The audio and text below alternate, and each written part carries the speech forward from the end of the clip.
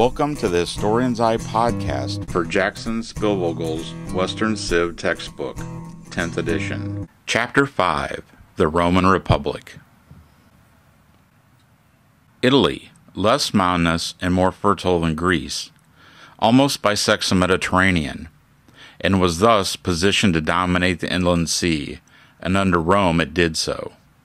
The Greeks to the south and the Etruscans to the north were early influences, and the latter ruled Rome during the 6th century BCE.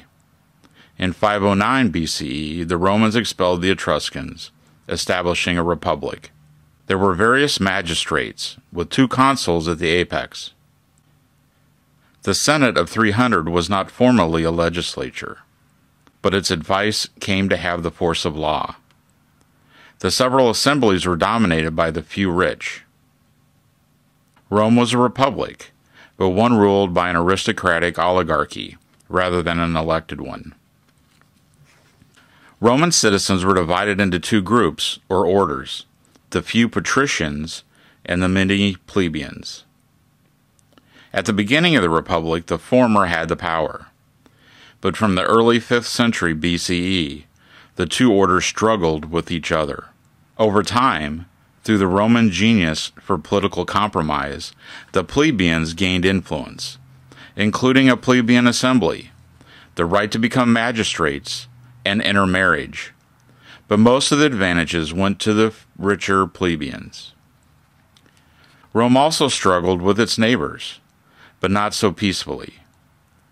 By 264 BCE, Rome was the master of Italy. Roman diplomacy was as important as its armies, and its rule was softened by allowing local autonomy and gradually granting Roman citizenship to non-Romans.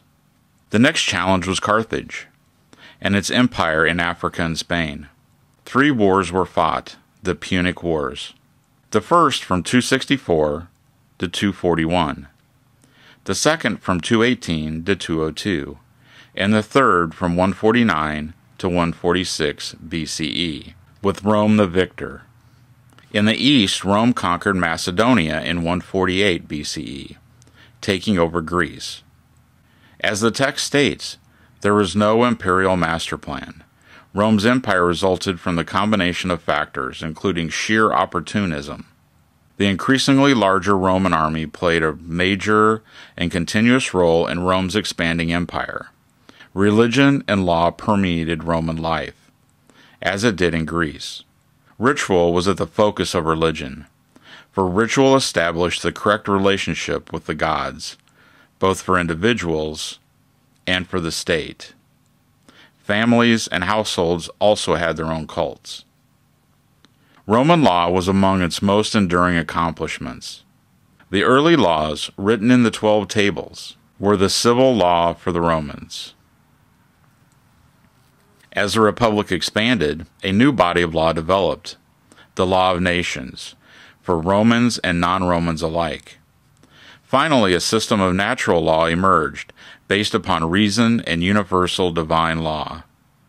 Late Republican Rome was influenced by Hellenistic Greece, particularly in literature, art, and Stoic philosophy.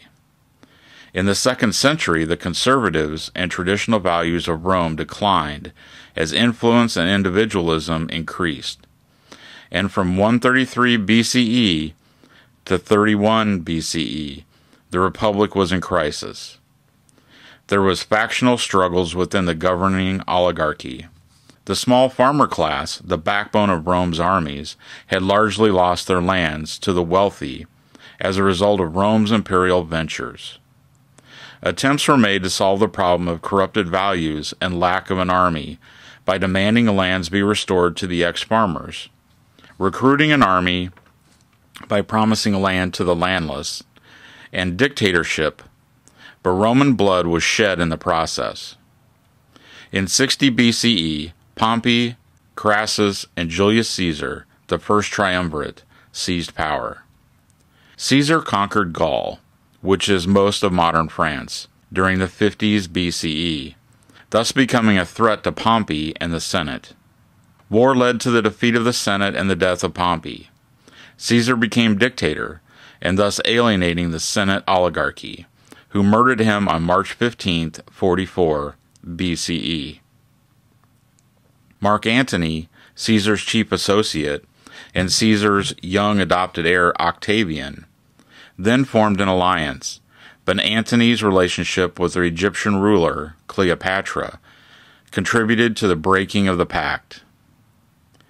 At the Battle of Actium in 31 BCE, Antony and Cleopatra were defeated, and Octavian became the sole ruler of the Roman world, and took upon himself the name title of Caesar Augustus.